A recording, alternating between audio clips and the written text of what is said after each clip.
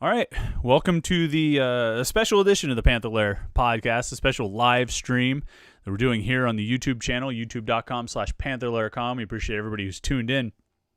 It's a big day in Pitt sports news, Pitt football news, Pitt recruiting news, as Pitt landed a commitment today from four-star defensive lineman Elliot Donald out of Central Catholic. And that's a big one for Pitt. We knew it was coming today. He had announced that he was going to make his commitment today on Friday, July 24th. And he's been a top target for Pitt for a long time. I think we've felt that he's been favoring Pitt for a long time, thought that Pitt was the favorite to land his services for a long time. It was just a matter of making it sort of formal. You don't want to say official because nobody's actually signed a letter of intent yet. Nothing is official yet, but it's formal. It's a formal verbal commitment, and that's what Elliot Donald gave Pitt here on Friday. So I said, well, we got to fire up the live stream and talk about it just for a little bit. I don't know, we'll talk 10, 15 minutes. However long it is, but welcome everybody in to the live stream, everybody who's following the link, whether from Twitter or from the message boards. When there's news like this, I figure we might as well get together and talk about it, right? Get in the comments section and interact and have, ask questions, make comments, and discuss Pitt landing a big-time recruit. Elliot Donald, number 82 prospect in the nation. Overall, in the class of 2021, the number 7 defensive tackle prospect in the nation and the number 5 overall recruit in the state of Pennsylvania. Number 2 in Western Pennsylvania. Number 2 in the Whippeal behind Derek Davis, the linebacker at Gateway, who's obviously another top target for Pitt. It's going to be tougher, I think, for Pitt to land Derek Davis, but I think they're really in a position to do pretty well in the Whippeal, even if they don't land Davis. And we'll talk about the Whippeal in a second. With Elliot Donald, obviously, the first thing anyone's ever going to mention, and kind of understandably so, is the connection to his uncle. His uncle's Aaron Donald, who obviously had a lot of success at Pitt. Last summer gave a lot of money to Pitt, the largest donation made by a former Pitt football player. And put his name on the building, basically. The Aaron Donald, I forget what they even called it, the Aaron Donald Sports Performance Center. Something Pitt's weight room basically is named after Aaron Donald now. And so there's a strong connection between Aaron Donald and Pitt, and he seems to have passed that on to his nephew, Elliot Donald. Aaron Donald, of course, was a guy who had some scholarship offers, but it really didn't matter what offers he had. He got overlooked because he was an undersized player. It didn't matter what offers he had, though. He always wanted to go to Pitt. He had that passion for Pitt. Pitt meant the most to him. And so it was an easy decision for him to commit to Pitt back in the class of 2010. You fast forward 11 years, and you've got Elliot Donald in the class of 2021, and he had a bit more of a decision to make. We listened with about 20 offers on Rivals.com, and you run down that list, you've got the reigning national champions in LSU. You've got Maryland, Michigan, Michigan State, Mississippi State, Notre Dame, Ohio State, Penn State, Rutgers, Syracuse, Texas A&M, Virginia Tech, West Virginia, and Wisconsin, just to name the Power 5 schools. You've got countless other FBS programs that were in the mix for Elliot Donald. I forget if he even really announced the top 4 or top 5 or top 7. I don't know that he really narrowed his list that way, but some of the schools that were definitely into consideration. LSU was an important one for him. LSU was one that he wanted to go check out. And if you roll the clock back to early in the spring, when things started to shut down, I remember talking to Elliot Donald, and this was right when the NCAA put in an emergency dead period. Back, March, 3rd week of March, somewhere around there, 4th week of March. And I remember talking to him, and I said, what plans did you have for this spring? What are you still hoping you can do for this spring in terms of visits? And he said the one visit he wanted to take was LSU. He was going to go visit there actually on his birthday on a weekend in April. And that visit obviously got canceled, but he was looking pretty strongly at LSU. I think Penn State was trying to push for Elliot Donald, even though I think they knew the writing was on the wall of where he was likely leaning. I think everyone kind of had that feeling that he was leaning toward Pitt, but Penn State was pushing for him. Ohio State and Notre Dame were trying to get him. I think a lot of people saw the potential in Elliot Donald as a defensive line prospect at the next level. Pitt ends up getting him. So he had a lot of schools to consider, but I think he's, and I'm hoping to talk with Elliot soon. I might, the phone might even ring at some point during this live stream, in which case, I've thought about it. I think I'll answer if by some chance he calls me back during these 10 or 15 minutes. I'll answer, maybe throw it on speakerphone and talk to him and see if it picks up here on the live stream. I'm guessing that I might actually just cancel the live stream and talk to him because I need to get that interview. But I feel like he's been I feel like he has known that he's leaning pretty heavily toward Pitt for a long time. I mean, there's sort of a famous incident where it appeared that he signed the commitment football that Pat Narduzzi has all the commits signed. And so it looked like he was sort of in the mix for a while. And I think he's been leaning pretty heavily in that direction for quite some time. And I think that's really where you start when you talk about the significance of this commitment. I mean, here's a big-time 4-star prospect, 5.9 on the Rivals rating scale, which puts him on the higher end of the 4-star recruits. He's a top 100 recruit nationally, top 10 at his position, top 5 in the state, top 2 in Western Pennsylvania in the Whippeal. When you have a guy like this at Central Catholic, you need to get him. And Pitt has gotten some of those guys. They got DeMar Hamlin, and in that same class, they got Bryson Garner and Rashad Wheeler. But then a couple years later, they missed on David Adams and C.J. Thorpe and Kurt Heinisch, 3 guys at Central Catholic in the 2017 recruiting class. And so it hasn't always been a guarantee that they're going to get those guys who are right down Fifth Avenue. But in this case, they were able to get Elliot Donald, and I think it's big when you have that kind of talent locally. When you have those kinds of players in your backyard and they've got that sort of legacy connection through his uncle. I mean, Pitt needs to get those guys. They need to get those guys more often than they lose them. And, we talk so much about the Whippeal and we talk about building a fence around Western Pennsylvania. And the reality is, I mean, the idea that Dave Wanstead got everybody in Western Pennsylvania is a myth. He didn't get everyone in Western Pennsylvania. He got a lot of guys, but he didn't get all of them. He missed on plenty of guys during his time at Pitt. I mean, you can even look his last recruiting class when he got Aaron Donald. If you go by the Rivals.com rankings, the top 10 players in Western Pennsylvania, the top 10 players in the Whippeal and the City League, Colin Christian from Penn Hills went to Michigan. Mike Hall from Cannon Mac went to Penn State. Paul Jones from Stowe Rocks went to Penn State. Thomas Ricketts, a legacy player from North Allegheny, went to Penn State. Miles Diefenbach, not necessarily a legacy, but his dad was the coach of Pitt's women's tennis team out of Fox Chapel, went to Penn State. Kenny Wilkins from Trinity, I think it was, went to Michigan. Brendan Felder, who came into Gateway, went to North Carolina. And Luke Graham, who was at Penn Trafford, went to Penn State. There were only 2 guys in the top 10 that Dave Wanstead got, in the top 10 of the Whippeal that Dave Wanstead got. And it was Aaron Donald and Andrew Carswell, the wide receiver / tight end from Stowe Rocks. So even in the Wanstead era, they didn't get everybody. Now, there have been good years and there have been bad years, and some years have certainly stung more than others. I mean, the 2014 class when Monte Nicholson and Drayvon Henry and Chase Winovich and Shai McKenzie and Malik Hooker and those guys went to other schools other than Pitt. I mean, that was a rough year. 2017 with Lamont Wade and some of those guys I mentioned, C.J. Thorpe and David Adams and Kurt Heinisch and Donovan Jeter and Josh Lugg. Those were rough years. Even the next year, Pitt got Devin Danielson and Jake Cradle and Blake Zabovic, but they missed on Phil Dracovic and T.J. Banks and Quantel Raines and Marcus Hooker.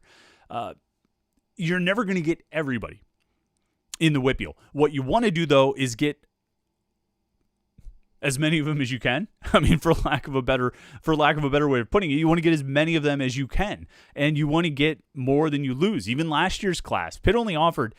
And when we talk about numbers, there is a bit of an issue where, you look at the 2020 class, the top 10 kids in the Whippeal, according to Rivals, Pitt only offered 5 of them. So, your numbers are going to be down. Out of those 5, they only got 1, and it wasn't even a guy in a Whippeal. It was Deion Hayes in the City League. But if we just sort of extend Whippeal to mean Western Pennsylvania, we'll count him. But they missed on Michael Carmody and Zariah Fisher and Aaron Beatty and Josh Rawlings. Now, you come into this year, and you start looking at the top 10 guys in the Whippeal this year, and Derek Davis is number 1. He's still out there. Probably going to be Penn State or Ohio State, but Pitt is in the mix for Derek Davis, the 4-star linebacker at Gateway. They're in the mix for Derek Davis, probably more so than most people give them credit for being. But they got Elliot Donald today. He's number 2 in the Whippeal. They got Nakai Johnson last summer. He's number 3 in the Whippeal in Western Pennsylvania, according to Rivals rankings. And then you work your way down. There's Dorian Ford, the lineman from Baldwin. There's Khalil Dinkins, the tight end from North Allegheny. There's Donovan McMillan from Peters Township. He's committed to Florida, so you missed on that one. And then there's Stephon Hall, the safety from Central Valley, in addition to a few other guys that they haven't offered. But they already have Hall, so they've now got 3 commitments from the Whitfield. And they've got Elliot Donald, Nakai Johnson, and Stephon Hall. I think they're in great shape with Dorian Ford. And I think they've got a pretty good shot, actually, at Khalil Dinkins, the tight end from North Allegheny, while still continuing to fight that battle to try and get to Derek Davis. Now, even if they miss on Davis, and they just end up with Donald, Johnson, Hall, Ford, and Dinkins, let's say they get those 5, that's a really good Whitfield recruiting class, Western PA recruiting class for Pitt. As good a class as we've seen Pitt get out of the Whitfield since 2016, when they got DeMar Hamlin and Kazon Pugh and Theron Coleman and Aaron Matthews and Rashad Wheeler and Brandon Ford. And 6 guys out of the Whitfield top 10. I would put it up against that class and maybe even say that it's got the potential to be better, because I think you've got some really good players in Elliot Donald and Nakai Johnson. I like the potential of Stephon Hall. I think Khalil Dinkins can be a playmaker as a tight end. And then I think Dorian Ford could be a starting defensive tackle in the ACC or a starting offensive lineman in the ACC. I think he's that good, and it's hard not to draw a connection between Dorian Ford, a Baldwin lineman who could play on either side of the ball in college, and Jason Pinkston, who was a Baldwin lineman who could play on either side of the college and end up being, or either side of the ball in college, and ended up being a really good offensive lineman. So Pitt's got a chance to build maybe one of its best Whitfield recruiting classes in a long time. Maybe better than the 2016 class. Maybe you go all the way back to 2013, which packed more punch just because of the high-end talent where they signed Dorian Johnson and Tyler Boyd and Scott Orndorff. But I think this year's class, if they get those guys I talked about, and they've already got Donald, Johnson, and Hall on board, if they add Ford and Dinkins to that group, I think this year's class could rival that 2013 class in terms of the potential and the impact they have on the team. I think they've got a real chance to do it. I think it could be a really strong class. With Donald specifically, I think what you're looking at is a lineman. He's 6'3", 255. Could play outside, but most likely is targeted to move inside to defensive tackle, not just because of who his uncle is, although I think a lot of people might try and draw that connection. But he's very strong. Like, he's very skilled. I think he's got very refined technique. Is he as explosive as Aaron Donald? No, but there aren't many guys who are as explosive as Aaron Donald. Aaron Donald's a unique freak, and there aren't a lot of guys that you would compare to him. And it's unfair if we're going to try and draw Aaron Donald comparisons to Elliot Donald. What I do think he is, I think he's a playmaker. I think he can get into the backfield against the pass and the run, which is important. I think you love to see defensive tackles who can go out and put up sacks and be really good pass rushers. But you know what? They got to stop the run too. And I think Elliot Donald has shown at Central Catholic some of the potential to do that. And he hasn't just feasted on inferior talent. I think you watch his film, and you can see on the I pointed the wrong direction, but you can see on the live stream, we've got the headline right there. If you go to Panther-Lair.com, front page article, the film review of what Pitt is getting in Elliot Donald, where our guy Josh Hammock broke down Elliot Donald's junior film to look at really what he's been doing on the field, what makes him such a coveted prospect. And he pointed out, he's not just playing against a bunch of bums. I mean, they're going to the Whitfield championship game. They're marching through the state playoffs. He's playing against good competition, and he's showing out. He's making plays. He's getting into the backfield and either getting the sack himself or collapsing the pocket and giving his teammates an opportunity to get to the quarterback. And, what more could you ask for? It's fun to think down the line. Also, as you kind of project forward a few years, I don't know, 3 years, somewhere around there, there's a realistic possibility you could have a defensive line where your two ends are Dayon Hayes from Westinghouse, Nakai Johnson from West Mifflin, and your two tackles are Elliot Donald from Central Catholic and Dorian Ford from Baldwin. You like that? An all Western PA defensive line?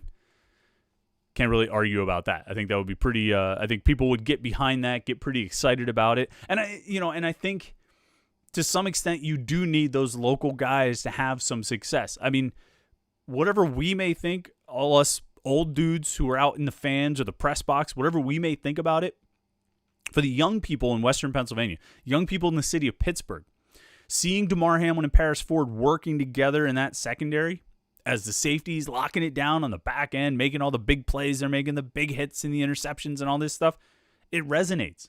Young people in Pittsburgh, young football players are looking up to those guys. And I think that's an important element in trying to keep subsequent generations of talented players home. You need to look and see what local guys did. Guys who chose to stay home. Guys who could have gone away and chose to stay home. I always tell the story. Jordan Whitehead committed to Pitt. Could have gone anywhere in the country. Could have gone to Alabama. Could have gone to Ohio State. All those schools wanted him very much. But Jordan Whitehead ended up committing to Pitt. And I remember talking to him, and he said, I was sitting there and I was watching, and I forget if he brought it up or if I asked a question that sort of prompted this response. But he said, I was watching 2013. I think he committed in 2014. But he's watching Pitt play in 2013, and Tyler Boyd is going out there as a freshman, and he's all over the field making amazing plays and getting all this run and all this stuff. And then he's watching Alabama, where Robert Foster, his former teammate at Central Valley, is redshirting. And he's watching in 2014 where Boyd as a sophomore is just dominating, 1,000-yard receiving season and all this stuff. And Foster as a redshirt freshman is not doing much at all. And I think that made a big impression on Jordan Whitehead. He said it made a big impression on him. Not only was it about the opportunity to play, but about the opportunity to play and excel in front of your hometown crowd.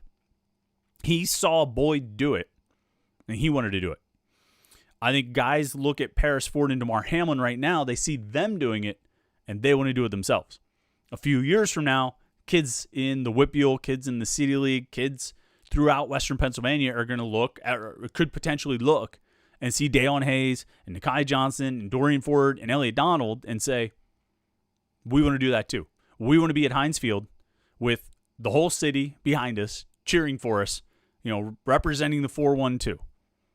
I think that stuff is important. I think that does resonate. So you got really kind of an ideal situation right here because Elliot Donald and Nakai Johnson are really good defensive linemen, both 4-star prospects and deserve to be so. So you've got that angle, which obviously is the most important angle, that they're good players who are going to help you win games on the field. But then you add in all those other sort of elements that surround commitments like these and what it does for the recruiting class, and it bumps them up. I think Pitt is now number 26 in the nation, I think, with Elliot Donald on board, and how it looks on paper, the aesthetics of seeing all those stars, and then the fact that you've got local guys who chose to stay home and play in front of their hometown crowd. I don't think you can put a value on that stuff. Is it more important than what they do on the field? No, they need to be good players because you need to win games, but it's pretty big to have that extra element in there. I think, where you can really build momentum locally. And getting Elliot Donald to go Nakai Johnson and Stephon Hall, I don't know if it's going to get Derek Davis to commit to Pitt, but it's not going to hurt. It's not going to hurt. The more momentum you can create locally, the better chance you give yourself with some of those local guys. I mean, you go back to that 2017 class where Pitt got cleaned out locally, and maybe those guys were always going somewhere else, but it feels like when you look back in retrospect, there was some sort of momentum that just guy after guy after guy said, I'm not going to Pitt. I'm going here. I'm going there. I'm going to Notre Dame. I'm going to Penn State. I'm going wherever. I'm not staying home. I'm going away from home a little bit. There was momentum, I think, that built in that class away from Pitt. This year, there's a chance, I think, to build momentum that goes toward Pitt, which Elliot Donald is certainly the most recent piece of that momentum, I guess you would say, the most recent contributor to that momentum. Let's go through some of the comments here and get some people, some reactions from the fans. Josh Newark, regular follower of the podcast. We appreciate you being on the live stream this afternoon, Josh. Legacy recruit, big news, big get. Absolutely. Dale Gribble says it's a good day to be a Panther. Luca Carroll says huge pickup, even if it's just for perception. And look, it's recruiting right now, right? I mean, when you're recruiting and guys are committing before their senior season, all it is perception. We can talk about what we think they can do on the field. We can talk about who we think they are and what kind of players we think they'll be. But right now, the biggest thing that can happen is perception. You want to get those guys who look like good players, but you also want to get the things that bump up the perception. And right now, getting a commitment from Elliot Donald, number 82 player in the country, is really good for perception. And that's going to help you as much in recruiting as anything else. Anthony Tennyson, do you think Dorian Ford will follow him? I think it helps. You know what I mean? Because if you're Dorian Ford now, right, you're the other really the last remaining big-time lineman in the WPIAL. And you've got Elliot Donald from Central Catholic. He's on board for Pitt. You've got Nakai Johnson from West Mifflin. He's on board for Pitt. You've got Dayon Hayes in the last class. Westinghouse, he's already at Pitt. All three of those guys are going to be working on Dorian Ford, saying, come on, man, get on board. And I think it's going to help push him toward that. And I wouldn't be surprised if at any point in the near future, Dorian Ford ends up joining the class as well. I do think they have a great chance. Let's see. What else we got? Sorry, getting distracted by the notifications. And I apologize if the light is flashing here. We've got a light bulb that might be on the fritz in the Panther-Lair studios, Panther-Lair office. Let's see. Follow down the list. Hogmuncher, Pitt's D-line depth is insane for years to come. I mean, yeah, they keep reloading it. Last year they didn't get as much on the defensive line, but they're filling it in this year. They're filling it in. Let's scroll down. Grant Nieport asks, does Pitt have any chance with Derek Davis? If they can close on the other top WPIAL guys like Ford and Dinkins. I mean, look, if they get Dorian Ford and Khalil Dinkins to go with Elliot Donald, Nakai Johnson, and Stephon Hall, those guys are going to be all over Derek Davis, and the pressure will climb quite a bit. Scrolling down, Dale Gribble beating out schools like LSU and Ohio State. That's big, big news for Pitt, even if it's a legacy recruit. And you're right, it's a legacy recruit, so they had some help there. But as we all know, Pitt doesn't always get those guys. They don't always get those legacy recruits, particularly when they're not, particularly when they're going against Ohio State and LSU and some of these, prominent national programs. They don't always get those legacy recruits. You look and say, well, they've got this connection that should help them, but it doesn't always work out that way. Those times when it does, like today, I mean, you celebrate it a little bit because it worked out the way it really should have gone. Scroll down. Krishna asks, did it help that the defensive line was so dominant last year? Probably makes it easier to convince players to join when they see these preseason award watch lists. Yeah, I mean, you got to,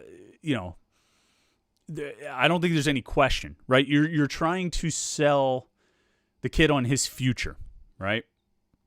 And you can take Elliot Donald and Nakai Johnson and Dorian Ford and any other defensive line recruit you're going after right now, and you can set them down in the film room and put on tape of Jalen Twyman and Patrick Jones and Deslin Alexander and Keyshawn Camp and Rashad Weaver and be like, look, this is what we do here.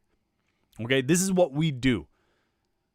This is who we are. This is where the plays happen. This is our playmaking starts up front. And you can have Charlie Partridge, defensive line coach, who's a great recruiter and a really good coach, come out and say,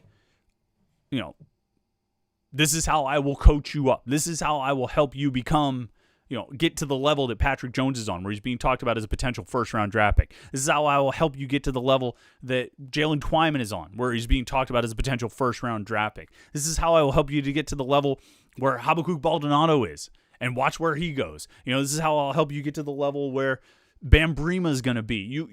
You've got a body of evidence right now that suggests that you're really good at coaching and developing defensive linemen, and it perpetuates itself because the more success you have, the more of those guys you'll get, and the more of those guys you get, the more success you'll continue to have. Pitt's got it going right now with defensive line. Between the players they have coming back, the way they played last year, the players they have coming back, how good they should be this year, and then the recruiting they're doing. They've got it rolling. I don't know if they're going to be called D-Line U or anything like that, but they've got it rolling right now. Let's see. All right, last comment here because we might need to get running. Chris Bruno said, is there he says Carlo just tweeted out emoji eyes. Carlo is Carlo Zovko, the Pitt recruiting assistant. I apologize. I forget his official title. He might be player personnel or director of player development, something like that. But he's high up on the recruiting totem pole at Pitt. And if he tweeted out googly eyes, well, we might have to do another live stream later today. Things get hot. So we'll call it right here. Thanks for everybody tuning in. It was fun to chat. You guys are asking questions about Notre Dame joining the ACC or potentially having a season or not having a season. We'll do that next week, okay? We'll do that during our regular weekly live stream, Tuesday nights, 8:30 p.m. For now, we're just talking recruiting right now, just talking about Elliot Donald and these guys. and we'll see if more news is coming. But thanks, everybody, for tuning in. When this ends, head over to Panther-Lair.com, Pittsburgh.rivals.com for more coverage and conversation about Pitt sports. And if there's more news coming out, we'll do another live stream. But while you're here, subscribe to the Panther-Lair.com YouTube page. That subscribe button should be right there, so do that. You can get notifications whenever we're going to go live for one of these things. And, thanks for tuning in. Maybe we'll talk to you soon.